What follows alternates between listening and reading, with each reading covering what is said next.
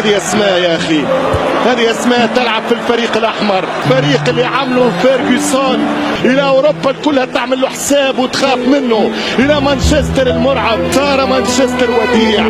تلك هي الايام يا ساده، بين السطوه ايام وبين الضعف ايام. ما صنعه فيرجسون في مانشستر لن تجود به الايام مره اخرى لرجل مثل السر. مان يونايتد اكررها للمره المليون، هو من طينه هذه الانديه التي دخلت خانه الاسطوره. السلام عليكم ورحمة الله وبركاته. معاكم عمر مانشستر، والنهارده فيديو جديد وإعادة بناء مانشستر يونايتد بعد اعتزال أليكس فيرجسون. الفيديو ده متحمس له بقالي كتير قوي بصراحة، لأن أنا مشجع لمانشستر يونايتد وعشت السنين العجاف اللي هي كانت بعد اعتزال فيرجسون لحد النهارده. فريق مر بفترات صعبة جدا جدا جدا، وده طبعا بسبب سوء التخطيط، سوء الانتقالات اللي اتعملت، صفقات كانت مش على المستوى. فتحدي النهارده هو اعاده بناء مانشستر يونايتد بعد اعتزال فيرجسون على طول. في لعبه فيفا 14 هي نازله من غير تحديثات، فانا اعتبر هبدا بعد فيرجسون على طول. يعني حتى صفقات الصيف اللي اتعملت في الموسم ده مش موجوده، زي خوان ماتا او فيلاني. يلا بينا نبدا وربنا يوفقنا ان شاء الله. ده فريق مانشستر يونايتد طبعا في اللعبه اهو. في بعض العناصر الكويسه على فكره، يعني فان بيرسي، روني، في لويس ناني، بس هما مش موجود في التشكيله الاساسيه هنا. ويلبك كان كويس برضو، فالنسيا، كاريك. في بعض العناصر برضو اللي نقدر نستفيد منها، في بعض العناصر التانية طبعا اللي هتخلص منها على طول. عايز بقى احط التشكيله اللي هي انا شايفها حجر اساس هبني عليه الفريق. الخطه اللي انا شايفها دي مش عجباني بصراحه. انا شايف انسب خطه للفريق ده بعد اعتزال فيرجسون 4-3-3. خط الهجوم يبقى فان بيرسي مهاجم صريح، روني يبقى وينج شمال. الوينج اليمين بقى عايزين ممكن نشتري حد، احنا عندنا برضو لويس ناني يعني يشغال برضو. خط النص الارتكاز كاريك. محتاجين بقى احنا، دي المشكله، مانشستر يونايتد محتاج ثوره في خط النص في اللعبه دي، او بعد اعتزال فيرجسون خط النص ضعيف جدا، اللعيبه كلها دون المستوى، مفيش غير كاريك هو ارتكاز. لكن انا اقصد خط النص اللي هو لعيب رقم 8، لعيب الكرييتيف اللي زي برناردو سيلفا مثلا كده، زي لوكا مودريتش، حاجه زي كده. فاحنا عندنا لعيبه كتير مش عايزينها اساسا. فليتشر خلاص عفى عليه الزمن. اندرسون، البطاطس المحمره والدهون المهدرجه والسكريات خلصت عليه. ويلفريد زها طبعا الموهبه دون العقليه، فهنشيله هو كمان من الفريق. جيسي لينجارد هنتخلص منه بقى، يعني ايه، بدري بدري في 2014 قبل ما الوباء بتاعه يكمل في الفريق كله. طبعا الجليزرز مديني 51 مليون بس ميزانيه صيف، حاجه تقرف طبعا، وهم من اسباب دمار الفريق، يعني حاجه اكيده. وده التحدي بقى، ان احنا نحاول نبني الفريق مع الظروف القذرة اللي احنا فيها دي. لكن انا هثبت التشكيلة دي 4-3-3. عايز لعيب رقم 8 وعايز لعيب رقم 10 جداد، يعني اشتري لعيبة في المراكز دي. بس طبعا هنبيع برضو. هعرض اللعيبة اللي انا مش عايزها للبيع الاول. قلنا توم كليفرلي خلاص، يعني يشوف له سكة تانية بعيد عننا بصراحة. جيسي لينجارد مش عايزين ولا موهبة ولا نيلة، يعني كفاية عليك كده لحد 2014. ريو فرديناند طبعا مع كل الاحترام والتقدير للي قدمه للفريق، اسطوره طبعا من اساطير الفريق، لكن بصراحه خلاص كفايه عليه كده، لانه كان كبر قوي و34 سنه يعني، وبقى بطيء جدا، مفيش سرعه خالص. للاسف يعني كفايه كده. قلنا اندرسون الدهون المهدرجه والسكريات والزيوت مش عايزين، خلاص كفايه كده. دارين فليتشر كفايه برضو. انا بقى حاطط في دماغي كام لعيب كده عايز اشتريه بقى. طبعا انا قلت هنعمل ثوره في خط الوسط، لان هو كان المشكله الاكبر برشلونه، وانا عايز فابريجاس. سيسك فابريجاس مطلب جماهيري يا جدعان. ومانشستر هتتفاوضوا في الحقيقه في الموسم ده، في الصيف ده، لكن الصفقه ما تمتش. ماشي 30 مليون كويسين قوي، شكرا برشلونه، نادي محترم بقى يوافق عليه. محتاجينه. فابريجاز مطلب جماهيري. جري كده الوقت شويه نشوف اللي هيحصل. رخموا بقى يا لهوي، انتوا عايزين يعني، دول عايزين اكتر من الميزانيه اللي عندي. ميزانيه الصيف عايزين 56. يعني هم في الاول كانوا كاتبين ال 31 كويس، دلوقتي بقى ايه، تنشنوا دماغهم خلاص. مش هجيبه، يعني انا مش مغفل عشان اتغفل وادفع مبلغ مبالغ فيه في فابريجاز. هما العرض ده لو هما موافقوش عليه خلاص نشوف حد تاني. نفس الكلام، هما خلاص يعني الناس دي مش عايزه تجيبها لبره. يعني ده هي فابريجاز. عندنا المحارب اللي تشيلي ارتورو فيدال، ومش عايزين مبلغ مبالغ فيه ان شاء الله يعني. يلا 25 مليون كويس قوي.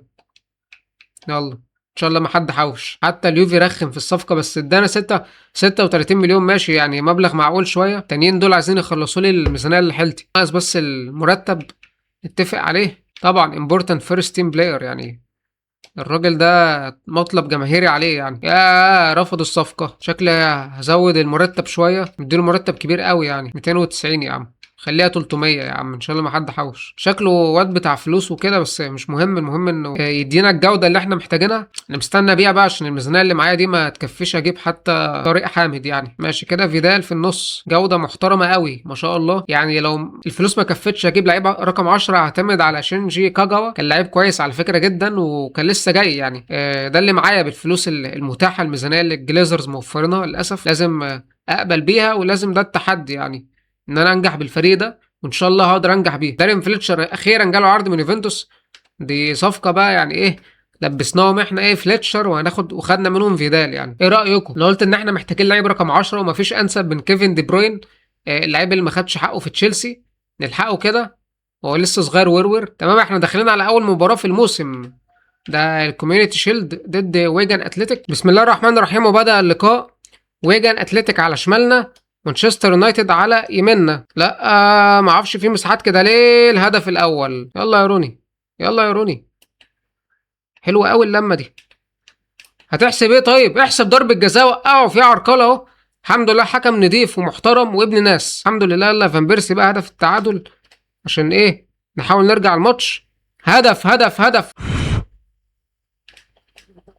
ضربه حره ما شفناهاش يعني. الفاول ده في دبانه هنا يعني، مطلعه عين اهلي. انتهت المباراه 1-1، داخلين ضربات جزاء، ضربات الترجيحيه، وربنا يستر في ضربات الحظ ان شاء الله. داخل على التنفيذ نص الجون، وانا كنت متاكد انه هيشوطها في نص الجون، ومع ذلك اترميت ناحيه تانية خالص. يلا يا فيدال، يلا يا فيدال، المحارب اللي تشيلي مش بيضيع. باينه في النص، الحمد لله طلعها بره خالص، طلعها بره خالص. ضاعت الكوره، اخر كوره ملك التكتيك مايكل كاريك.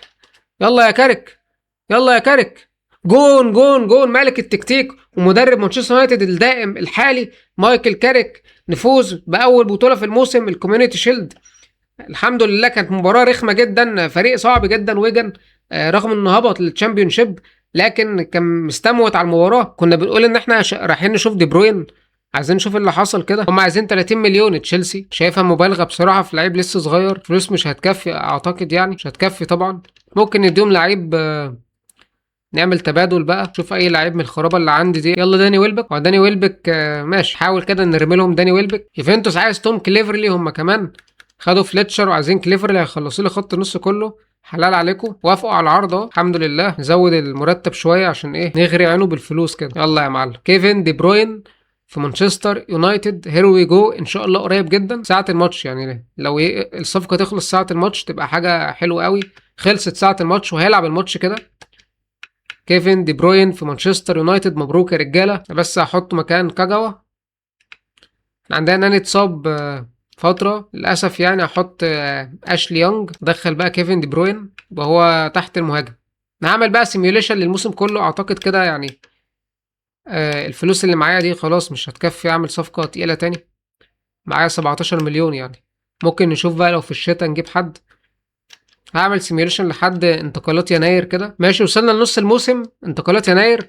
احنا في الجدول المركز الثاني، فرق نقطة واحدة بس عن تشيلسي. كويس قوي والله يعني، ده غير المتوقع خالص يعني. الفريق ده في الواقع، الفريق ده في الواقع حقق نتائج زي الزفت، فكويس يعني. الدنيا ماشيه اهي، والصفقات شغاله، ودي بروين اهو اتطور معانا، وفيدال كمان معانا. فريق المستقبل كويس، وناني كمان اتطور وبقى 85. كويس قوي والله. احنا ممكن نشتري مدافع على فكره بالفلوس اللي متبقيه من ميزانيه الصيف دي، بدل سمولينج يكون مدافع. بس مش عارف ال 17 مليون دي مدافع اللي نجيبه بيها يكون كويس. معانا 33 مليون كمان، كويس قوي. معانا 33 مليون. الظاهر في لعيبه تانية اتباعت ساعه السيميوليشن دي، كنت انا حاططها على الانتقالات. مش عارف، احاول مع رافائيل فاران، بس اعتقد صعبه 30 مليون دي في فاران. كده هيطلبوا مبلغ اكبر من كده بكتير. هحاول مع مهدي بن عطيه من روما، مهدي بن عطيه اللي بعد كده راح البايرن. حاول معاه يمكن تصيب. 31 مليون. يلا نعمل سيميوليشن للماتش ضد توتنهام في الاولد ترافورد، 1-0 بهدف فان بيرسي من ركله جزاء. كويس قوي. احنا برضه عايزين نامن نفسنا برضه، نشوف نتفرج على مدافعين تانيين. ماتس هوملز برضه خيار كويس قوي، 22 مليون بس. كويس، ده ممكن نعرض عليه 30 مليون بقلب مستريح. خليها 31 مليون. يلا ان شاء الله ما حد حوش. روما وافق على بن عطيه، كويس قوي والله. بصوا انا يعني ايه، هو الاثنين مستواهم كويس، فانا الصفقه اللي هتخلص الاول هوافق عليها، مش عايز بقى وجع دماغ. بن عطية برضو مدافع كويس جدا وراح بايرن ميونخ بعد كده، فهو حتى في ميزة احسن من ماتس هوملز ان هو اسرع منه. ماتس هوملز بطيء. بصوا دول هيقرفونا بقى ويقعدوا يقولوا لنا ايه مش عارف ده مش موافقين والعرض مش مناسب، فخلينا احنا في بن عطية اللي خلص ده خلاص. مبروك يا رجالة. مهدي بن عطية مدافع كان جامد جدا ساعتها. ماشي تعالوا بقى نعمل سيميوليشن للموسم كله. احنا في المركز الرابع للاسف الشديد، بعدنا قوي عن المنافسه في النصف الثاني من الموسم. اهم حاجه برضو ان احنا ضمننا التاهل للتشامبيونز ليج، يعني مش اسوأ من كده الحمد لله، يعني انها جت على قد كده. تشيلسي خلاص بطل الدوري. ده كده اول موسم مانشستر يونايتد في الواقع حقق مركز سابع. احنا هنا المركز الرابع ومعانا لعيبه كويسه، يعني ده احنا من غير ميزانيه تقريبا وعملنا حاجات كويسه. يعني سيميوليشن بقى لاخر ماتش في الموسم ضد ساوث هامبتون 3-1، وفان بيرسي اتصاب اصابه شكلها جامده. الحمد لله ان الموسم خلص على كده. وعلى فكره احنا خرجنا من دوري ابطال اوروبا اول موسم من ربع النهائي من بورتو. خرجنا من بورتو في ربع النهائي زي اليكس فيرجسون في 2005 خرج من بورتو برضو. كده يا جماعه نبقى وصلنا لنهايه حلقتنا النهارده. لو الفيديو عجبكم ما تنسوش تعملوا لايك وسبسكرايب. النهارده اول جزء في تحدي اعاده بناء مانشستر يونايتد بعد اعتزال اليكس فيرجسون. استنوا اجزاء جايه من نفس التحدي ان شاء الله، وان شاء الله نقدر نكسب الدوري، نوصل الفريق ده انه يكسب الدوري تاني. انا عمر مانشستر، بحبكم في الله، مع السلامه.